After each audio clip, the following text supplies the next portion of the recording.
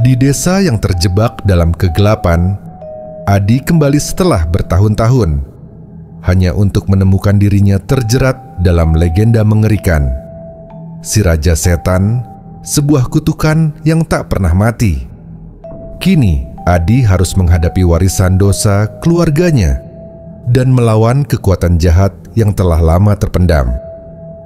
Namun, saat ritual penyegelan akhirnya berhasil, sebuah pesan misterius mengungkapkan kebenaran yang lebih mengerikan. Kutukan itu mungkin baru saja dimulai. Apakah Adi akan mampu menghentikan kekuatan gelap yang terus menghantuinya? Atau ini hanya permulaan dari perjalanan yang jauh lebih mengerikan? Dendam hantu, si Raja Setan. Adi melangkah perlahan melewati jalan berbatu menuju desa leluhurnya. Udara malam terasa lebih dingin dari yang ia ingat, dan bayang-bayang pohon kelapa tampak seperti sosok-sosok mengintai dalam kegelapan. Sudah lebih dari 10 tahun ia meninggalkan desa ini, tetapi setiap sudutnya masih terasa familiar. Namun ada sesuatu yang berbeda. Suasana mencekam yang menggelayuti desa seperti kabut pekat. Setibanya di rumah peninggalan orang tuanya, Adi disambut oleh bibinya, Bu Sari. Wanita tua itu menatapnya dengan ekspresi cemas. "Kamu benar-benar kembali, Adi?" gumamnya. Adi mengangguk. "Tentu saja, Bibi. Ini rumahku juga." Bu Sari terdiam sejenak, lalu berbisik, "Kamu dengar cerita tentang si Raja Setan?" Adi mengernyit. Ia memang sempat mendengar bisik-bisik warga di jalan, tapi tak ada yang berani menjelaskan lebih jauh. "Legenda itu masih dipercaya?" tanyanya, setengah tak percaya. Bu Sari menarik napas panjang. "Bukan sekadar legenda, Nak. Ia masih ada." Menunggu. Sebelum Adi sempat bertanya lebih jauh, suara-suara lirih terdengar dari luar. Sekelompok warga desa berkumpul di kejauhan, sesekali melirik ke arah rumahnya. Bisik-bisik mereka samar, tapi Adi menangkap kata-kata seperti kutukan, jangan ganggu, dan kesalahan besar. Perasaan tak nyaman menyelimutinya. Ada sesuatu yang disembunyikan desa ini darinya. Dan entah kenapa, firasatnya mengatakan bahwa semua ini ada hubungannya dengan dirinya. Malam itu, ia terjaga di ranjang lamanya. Angin berbisik di jendela, membawa suara-suara asing yang seolah memanggil namanya. Kuburan terkutuk. Keesokan harinya, Adi menemui sahabat lamanya, Rudi, di warung kopi dekat pasar desa. Setelah sekian lama tidak bertemu, mereka berbincang sejenak tentang masa kecil mereka. Namun, rasa penasaran Adi tak tertahan lagi. "Rud, kamu tahu tentang legenda si Raja Setan?" tanya Adi, suaranya merendah. Rudi langsung terdiam, ekspresinya berubah tegang. Ia menatap sekitar, memastikan tak ada orang yang mendengar. "Kenapa tiba-tiba nanya itu?" "Aku dengar bisik-bisik warga tadi malam. Sepertinya mereka menyembunyikan sesuatu dariku." Rudi menghela napas panjang. "Sudah lama nggak ada yang membahasnya. Tapi kalau kamu benar-benar penasaran, ikut aku." Tanpa banyak tanya, Adi mengikuti Rudi menuju pinggiran desa, melewati ladang kosong dan jalan setapak yang hampir tertutup semak belukar. Setelah berjalan hampir 15 menit, mereka sampai di area kuburan tua yang terlupakan. Rumput liar tumbuh tinggi, batu-batu nisan tertutup lumut tebal, dan suasana terasa begitu sunyi. Di tengahnya, berdiri sebuah makam besar dengan nisan yang retak dan dipenuhi ukiran simbol-simbol aneh. "Inilah tempat penyegelan si Raja Setan," bisik Rudi. "Dulu, para leluhur kita mengurungnya di sini dengan mantra-mantra kuno." Adi menatap nisan itu dengan perasaan aneh. Tangannya tanpa sadar menyentuh permukaannya yang kasar. Saat itu juga, angin bertiup kencang, membawa hawa dingin menusuk tulang. Rudi mundur selangkah, wajahnya pucat. "Adi, kita harus pergi." Namun sebelum mereka sempat bergerak, tanah di bawah mereka bergetar. Nisan itu mulai retak lebih lebar, mengeluarkan cahaya merah yang perlahan menyebar. Lalu terdengar suara berat yang bergaung dari dalam tanah. "Kalian telah membangunkanku." Adi dan Rudi terpaku di tempat. Mereka baru saja melakukan kesalahan besar. Suara dari kegelapan. Malam itu, Adi tidur dengan gelisah. Udara di kamarnya terasa lebih dingin dari biasanya, membuat bulu kuduknya berdiri. Saat akhirnya ia terlelap, mimpi buruk mulai menyergapnya. Dalam mimpinya, ia berdiri di kuburan tua yang tadi siang ia kunjungi. Namun, suasananya jauh lebih mengerikan. Langit berwarna merah gelap, pepohonan meranggas, dan suara jeritan terdengar di kejauhan. Lalu, dari balik kabut hitam yang tebal, muncul sosok tinggi dengan tubuh kurus kering dan kulit seperti arang yang retak. Mata merahnya membara, menatap langsung ke dalam jiwa Adi. "Aku akan kembali." Suara berat itu bergema, seakan berasal dari dalam kepalanya sendiri. Adi ingin berteriak, tapi tubuhnya tak bisa bergerak. Sosok itu mendekat perlahan, tangan panjangnya menggapai ke arahnya. "Aku akan kembali." Tiba-tiba, Adi tersentak bangun dengan napas tersengal. Keringat dingin membasahi dahinya. Ia melirik jam di dinding. Pukul 3 dini hari. Ia mencoba menenangkan diri, meyakinkan bahwa itu hanya mimpi. Tapi kemudian, telinganya menangkap sesuatu. Bisikan, pelan tetapi jelas. "Aku akan kembali." Suara itu berasal dari sudut kamarnya yang gelap. Jantung Adi berdegup kencang. Ia memaksa dirinya untuk melihat ke arah suara itu, tetapi tak ada apa-apa di sana. Namun, saat ia hendak kembali berbaring, sesuatu yang lebih menyeramkan terjadi. Bayangan di sudut ruangan itu bergerak. Teror di rumah Adi. Adi terbangun dengan tubuh masih gemetar. Ia berusaha meyakinkan dirinya bahwa semua itu hanya mimpi, tetapi perasaan tak enak terus menghantuinya. Hari berlalu tanpa kejadian aneh. Tetapi saat malam tiba, gangguan mulai muncul. Pintu kamar tiba-tiba berderit terbuka sendiri. Awalnya, Adi mengira itu hanya angin.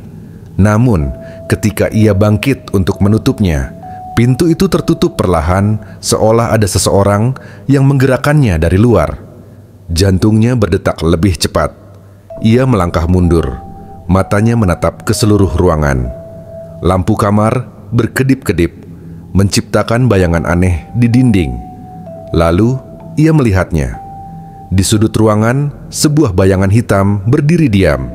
Bentuknya samar, tetapi 2 titik merah menyala tampak jelas di tempat yang seharusnya menjadi mata. Adi terpaku. Keringat dingin membasahi punggungnya. Bayangan itu tidak bergerak, tetapi aura menakutkannya begitu kuat. Lalu, terdengar suara lain, suara cekikan. Adi menoleh ke arah asal suara itu. Dari kamar kosong di sebelahnya, terdengar suara seseorang yang tercekik, tersendat-sendat seperti berusaha bernapas. Dengan langkah ragu, ia mendekati kamar itu. Tangannya gemetar saat menyentuh gagang pintu. Begitu pintu terbuka, suara cekikan itu berhenti. Ruangan itu gelap dan kosong.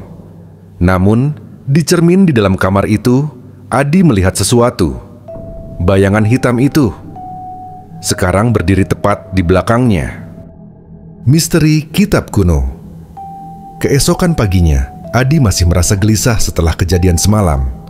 Bayangan hitam itu, suara cekikan, dan sosok bermata merah dalam mimpinya, semuanya terasa nyata. Ia merasa ada sesuatu yang salah, sesuatu yang berhubungan dengan makam terkutuk yang ia dan Rudi ganggu. Saat mencari sesuatu untuk menenangkan pikirannya, Adi menemukan sebuah peti kayu tua di gudang rumahnya.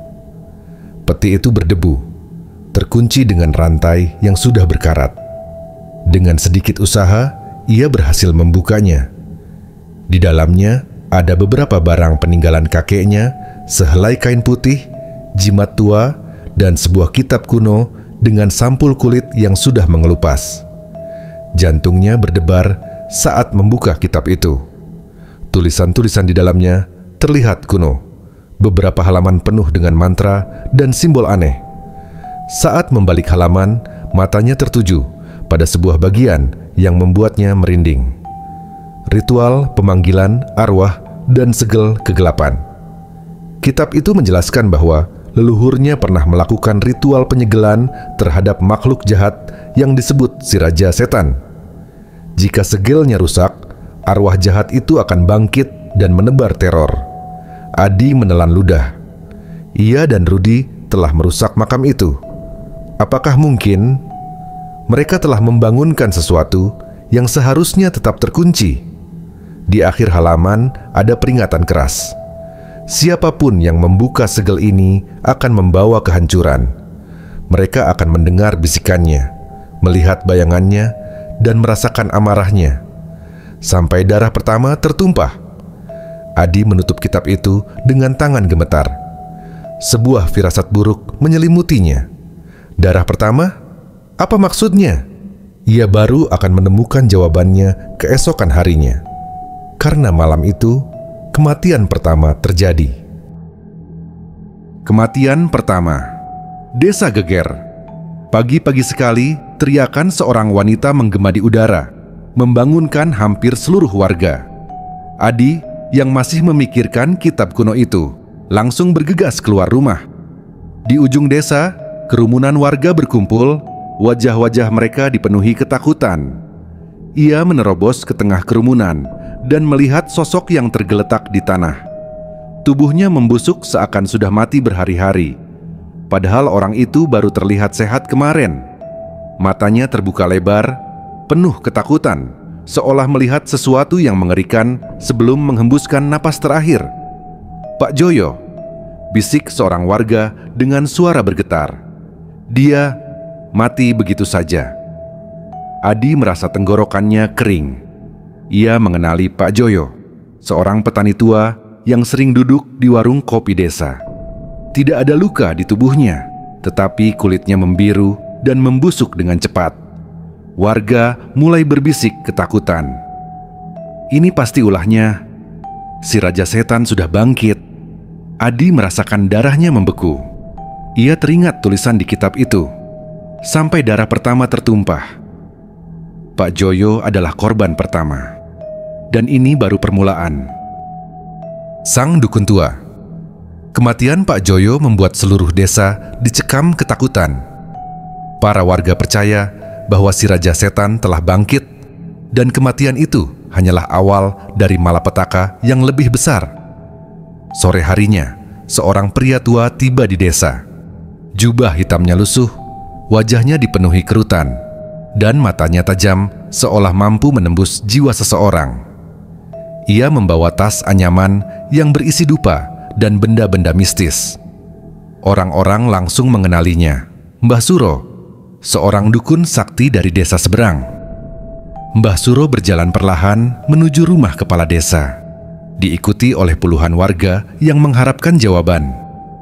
Adi dan Rudi pun ikut serta. Perasaan mereka bercampur antara takut dan penasaran. Begitu duduk di balai-balai rumah kepala desa, Mbah Suro menghela napas panjang sebelum berbicara. "Aku sudah merasakan kehadiran kegelapan sejak kemarin. Semua orang terdiam. Arwah jahat telah terlepas. Kalian telah membangunkan sesuatu yang seharusnya tetap terkunci." Mata Adi membesar. Apakah Mbah Suro tahu tentang apa yang mereka lakukan di kuburan? "Lalu, bagaimana cara menghentikannya, Mbah?" tanya kepala desa dengan suara gemetar. Mbah Suro menatap mereka satu persatu sebelum menjawab, "Kalian tidak bisa mengalahkannya dengan kekuatan. Satu-satunya cara adalah mengungkap dosa masa lalu yang belum terbayar." Suasana semakin mencekam. "Maksud Mbah?" tanya seorang warga. Mbah Suro menghela napas. "Kutukan ini tidak datang begitu saja. Ada darah yang tertumpah, ada jiwa yang teraniaya. Kalian harus menemukan dosa itu." Sebelum lebih banyak nyawa melayang, Adi menelan ludah. Ia tahu bahwa keluarganya menyimpan banyak rahasia, dan ia mulai curiga bahwa jawaban dari kutukan ini ada dalam darahnya sendiri. Rahasia keluarga Adi. Adi tidak bisa mengabaikan kata-kata Mbah Suro. Sejak kecil, ia selalu merasa ada sesuatu yang disembunyikan oleh keluarganya. Sekarang, ia merasa jawabannya ada di depan mata.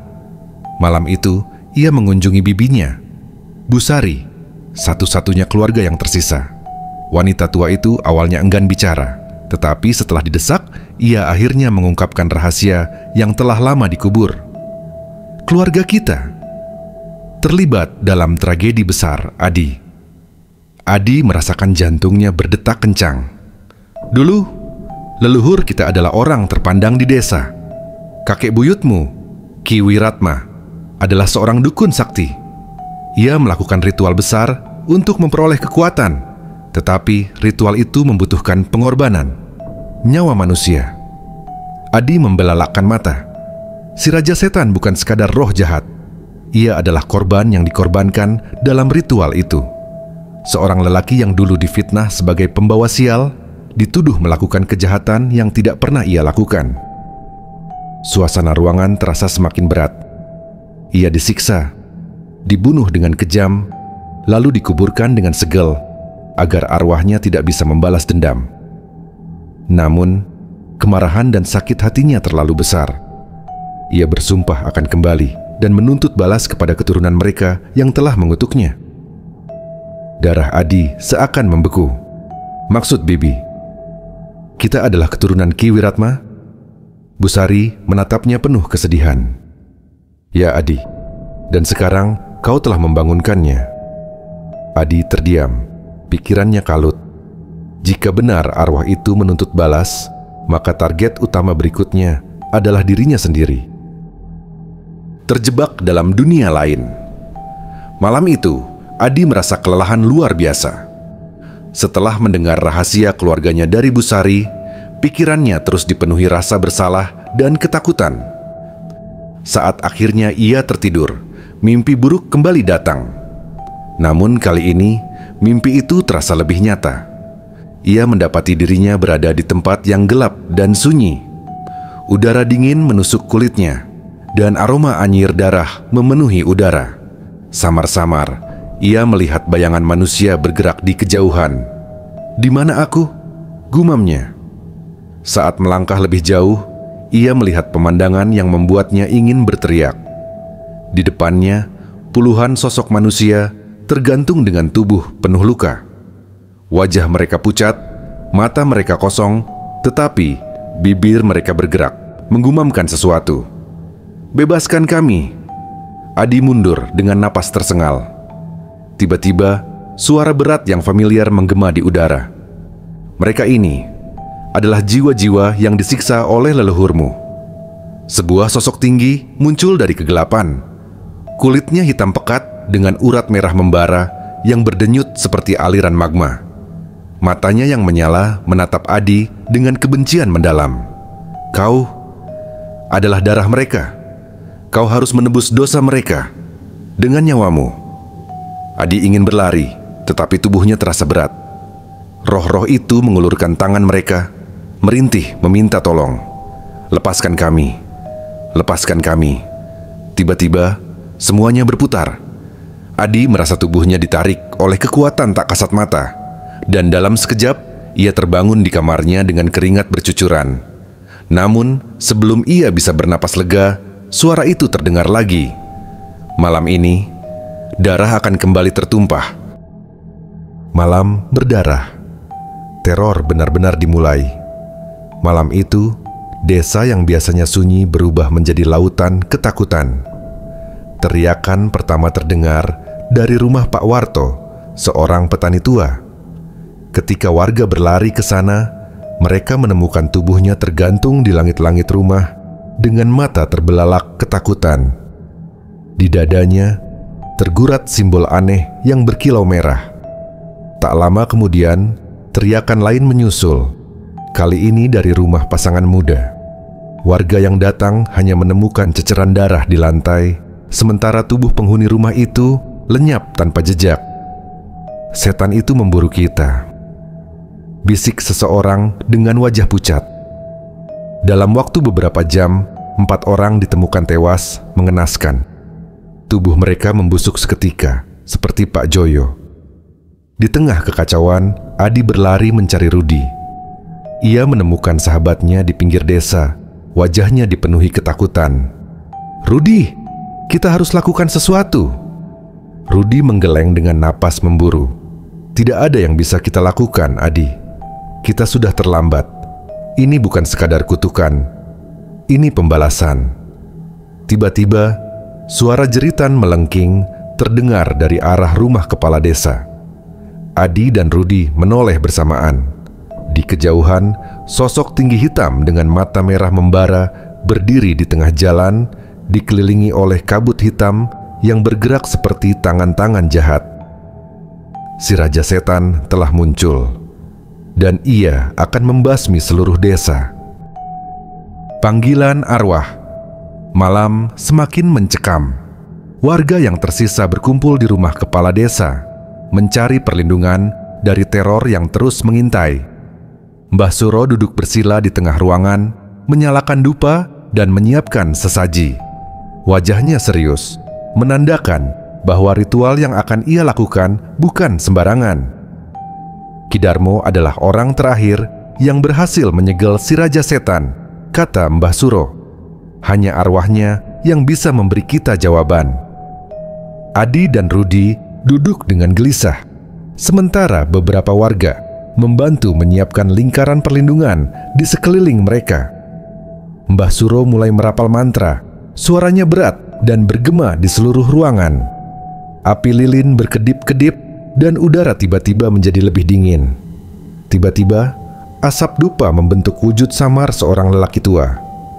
Wajahnya dipenuhi kerutan, matanya sayu namun penuh kewibawaan. "Siapa yang memanggilku?" Suara Ki Darmo terdengar parau, seperti berasal dari dunia lain. Mbah Suro segera menjawab, "Kami membutuhkan petunjukmu, Ki. Kutukan telah bangkit. Si Raja Setan kembali dan desa ini berada di ambang kehancuran." Arwah itu terdiam sejenak, lalu berkata, "Kutukan ini hanya bisa diakhiri dengan cara yang sama seperti dulu. Segel suci. Hanya ada satu benda yang bisa menghentikannya." Adi menelan ludah. "Apa itu?" "Jimat suci di hutan larangan." Suasana semakin mencekam. Semua orang tahu hutan larangan adalah tempat yang tabu, penuh dengan mitos dan cerita mengerikan. Di sanalah kekuatan kegelapan pertama kali muncul, lanjut Ki Darmo. Jimat itu adalah satu-satunya harapan kalian. Tapi ingat, jalan menuju ke sana dipenuhi bahaya. Sebelum arwah itu menghilang, ia menatap Adi tajam. "Takdir keluargamu ada di tanganmu. Jika gagal, tak ada yang bisa selamat." Perjalanan ke hutan larangan. Pagi itu, Adi dan Rudi bersiap untuk perjalanan paling berbahaya dalam hidup mereka. Dengan membawa beberapa bekal dan jimat pelindung dari Mbah Suro, mereka meninggalkan desa menuju hutan larangan. Hutan itu terletak di perbatasan desa, tempat yang selama ini ditakuti warga. Konon, siapapun yang masuk ke sana tanpa izin akan tersesat selamanya, atau malah menjadi korban kekuatan gaib yang menguasai tempat itu. Langkah mereka semakin berat saat memasuki gerbang hutan.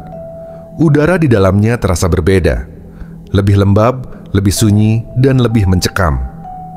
Cahaya matahari hanya sedikit menembus dedaunan tebal, menciptakan bayangan-bayangan yang bergerak seperti makhluk hidup. "Adi, kau yakin ini jalannya?" tanya Rudi dengan suara bergetar. Adi mengangguk, meskipun dalam hatinya ia sendiri tidak yakin. Mereka terus melangkah masuk, mengikuti petunjuk dari Ki Darmo. Setelah beberapa jam berjalan, mereka tiba di sebuah area terbuka dengan sebuah batu besar di tengahnya. Batu itu dipenuhi ukiran kuno yang samar-samar bercahaya. "Itu pasti tempatnya," seru Rudi. Namun, sebelum mereka bisa mendekat, udara di sekitar mereka tiba-tiba berubah. Suara bisikan mulai terdengar dari segala arah, dan kabut tebal muncul entah dari mana. Tiba-tiba, Bayangan-bayangan gelap mulai muncul di antara pepohonan. Mata mereka merah menyala. Para penjaga kegelapan telah datang, dan mereka tidak akan membiarkan Adi dan Rudy mengambil jimat itu dengan mudah. Ritual terakhir. Dengan jimat suci di tangan, Adi dan Rudy kembali ke desa dengan penuh ketegangan. Setiap langkah terasa berat dan perasaan mereka dipenuhi kecemasan. Mbah Suro menunggu mereka di rumah kepala desa, siap memulai ritual terakhir untuk menyegel si Raja Setan. Desa yang sebelumnya damai kini tampak seperti neraka. Warga yang selamat bersembunyi, mendengarkan teriakan dan bisikan yang datang dari kegelapan. Semua tahu bahwa waktu mereka semakin sempit. Adi dan Mbah Suro berdiri di tengah alun-alun desa, di depan sebuah lingkaran yang telah digambar dengan darah, simbol-simbol kuno yang diambil dari kitab suci Ki Darmo. Mbah Suro mulai merapal mantra. Tangan tuanya menggenggam jimat suci dengan erat. Saat mantra itu mulai terdengar, langit di atas mereka tiba-tiba berubah menjadi gelap. Awan hitam berkumpul dengan cepat, dan petir menyambar dengan suara menggelegar. Angin kencang berputar, dan tanah di bawah mereka bergoncang. Semua tanda itu menunjukkan bahwa si Raja Setan sedang mendekat. Tiba-tiba, suara tawa keras terdengar dari kejauhan, menggema di seluruh desa. Semua orang yang mendengarnya merasa tubuh mereka membeku karena ketakutan. Si Raja Setan muncul di kejauhan, sosoknya lebih besar dari yang pernah mereka bayangkan, dengan mata merah membara dan tubuh yang dipenuhi bara api hitam. "Kalian pikir ritual ini akan menghentikanku?" teriaknya dengan suara yang mengguncang bumi. "Aku akan menghancurkan kalian semua." Adi merasakan ketakutan yang luar biasa, tetapi ia tahu ini adalah saatnya untuk bertindak. Dengan penuh tekad, ia berdiri di samping Mbah Suro dan bersiap untuk menghadapi pertarungan terakhir. Pertarungan maut. Si Raja Setan melangkah maju. Langkahnya menimbulkan gemuruh yang memekakkan telinga. Setiap langkahnya menghancurkan tanah di bawahnya, sementara api hitam mengepul dari tubuhnya. Mata merahnya memancarkan kebencian yang tak terhingga. "Adi, ini saatnya. Jangan ragu," kata Mbah Suro dengan suara berat. Matanya tetap terfokus pada si Raja Setan. Adi merasakan dadanya berdebar keras. Ia memandang jimat suci di tangan Mbah Suro, merasa tanggung jawabnya sangat besar. Jika ritual ini gagal, semua orang yang ia cintai akan mati. Ia harus menghadapinya, meski ketakutan menguasainya. "Kau yang akan menanggung beban dosa keluarga kalian, Adi." Suara si Raja Setan bergema di udara, seolah memanggil-manggil jiwa Adi. "Bertarunglah dengan aku, dan lihat apakah kau sanggup menebus kesalahan leluhurmu." Adi merasa tubuhnya lemas, tetapi ia tidak bisa mundur. Dengan langkah gagah, ia maju ke depan, melawan arus ketakutan yang mencoba merasukinya. Ia tahu, untuk menghentikan si Raja Setan, ia harus menghadapi ketakutannya sendiri. Tiba-tiba, tanah di bawah mereka terbelah, dan bayangan hitam yang menjijikkan muncul dari dalam tanah. Si Raja Setan mengangkat tangannya, mengirimkan gelombang energi hitam yang menerjang ke arah Adi. Adi hanya memiliki sedikit waktu untuk menghindar. Ia melompat ke samping, merasakan energi gelap itu melesat begitu dekat. Rudy yang berada di belakang mereka berteriak, "Adi, segera lakukan ritualnya." Mbah Suro terus merapal mantra, tetapi si Raja Setan tidak membiarkan mereka dengan mudah. Dengan satu sentuhan, ia menghancurkan sebagian lingkaran segel yang telah digambar, mengirimkan gelombang kehancuran ke segala arah. Dalam kekacauan itu, Adi merasakan sesuatu yang aneh. Ia merasa ada kekuatan dalam dirinya yang terbangun, suatu kekuatan yang mungkin selama ini tersembunyi dalam darahnya. Dalam sekejap, ia mengangkat jimat suci dan menghadap si Raja Setan dengan tatapan penuh tekad. "Ini akhirmu," ujar Adi dengan suara yang penuh keyakinan. Dengan kekuatan yang tiba-tiba muncul dari dalam dirinya, Adi melemparkan jimat itu ke arah si Raja Setan. Simbol kuno yang terukir pada jimat itu mulai bercahaya terang, dan sebuah ledakan energi dahsyat meledak, mengirimkan gelombang cahaya yang menembus kegelapan. Si Raja Setan berteriak dengan suara yang mengguncang seluruh desa, sebelum tubuhnya meledak menjadi debu, disapu oleh energi suci yang memancar dari jimat. Desa itu akhirnya terlepas dari kutukan, tetapi harga yang dibayar begitu tinggi. Adi berdiri di tengah reruntuhan, merasa lelah, tetapi hatinya penuh dengan rasa lega dan penyesalan. Ia telah berhasil menghentikan kutukan, namun juga mengetahui bahwa takdir keluarganya telah mencatatkan sejarah yang tak akan pernah bisa diubah. Akhir atau awal baru. Hari itu, desa yang diliputi kegelapan selama berhari-hari kini tampak tenang. Si Raja Setan telah hilang, dan kutukan yang mengerikan akhirnya terhenti. Namun, meskipun teror itu berakhir, ada kesedihan yang mendalam di hati Adi.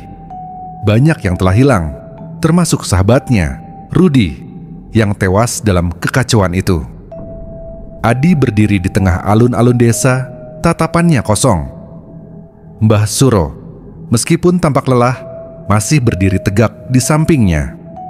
Warga yang selamat perlahan mulai keluar dari tempat persembunyian mereka. Tetapi suasana desa tetap sunyi, seolah ada sesuatu yang hilang. "Semua ini telah berakhir, Mbah?" tanya Adi, suara penuh kebingungan. Mbah Suro mengangguk perlahan, tetapi matanya yang tajam mengisyaratkan sesuatu yang tak terucapkan.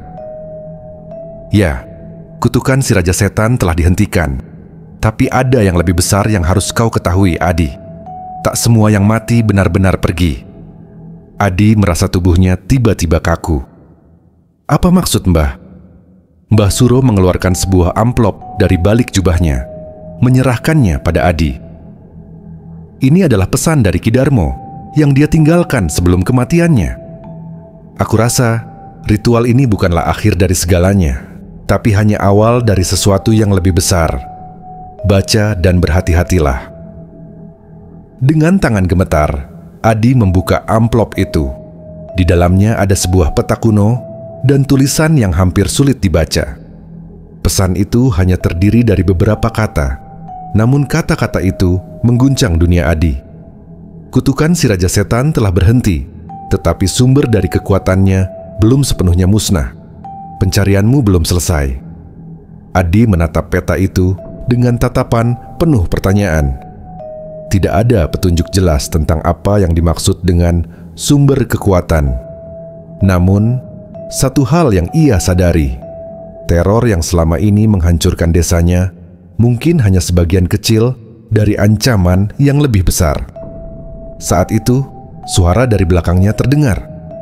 Adi menoleh dan melihat Mbah Suro berjalan menuju pintu rumah kepala desa. "Ini bukan akhir, Adi. Ini adalah awal dari perjalanan baru." Adi terdiam, menatap peta yang kini ada di tangannya. Dengan atau tanpa Mbah Suro, ia tahu bahwa ia harus melanjutkan pencarian ini.